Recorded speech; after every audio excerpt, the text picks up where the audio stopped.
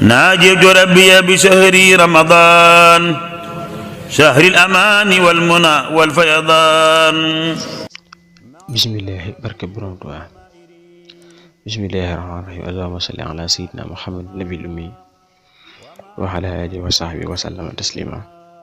asalaamaaleykum mbokk yi ni teewlu fi ci Lecca TV. seen mbokkum daal Abdoulaye Sy moo leen nuyu leen siyaara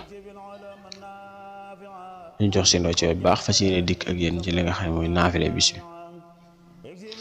mu mel ne mbokk yi tey la aljuma ñaar fukki fan ak ñett ci weeru koor ñu dëgmal guddi ñaar fukkeel ga ak ñeent. kon guddi ñaar fukkeel ak ñeent mbokk yi bu ca julli juróom benn rakka mooy 6 rakka bu ci ne mu jàng ca faatixatul kitaab benn, suuratul ixlaas ñetti yoon.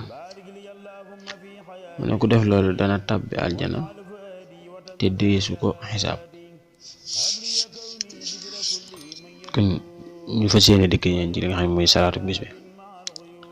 salaatu bis bi tey mooy allahumma salli wa sallim wa barik ala sayyidina muhammadin nuuri saati wa sirri saari wa fi saa'iril asmaa'i wa sifaat. mu ne kooku julli ku ko wax juróomi téeméeri yoon. dees na wuññi njàqareem. kon loolu mooy li nga xam ne mooy salaatu bis bi. tàggatu yéen foofu beneen yoon. wasalaamaaleykum wa rahmatullahi taala wa barakaatu. ناجيت ربي بشهر رمضان شهر الأمان والمنى والفيضان.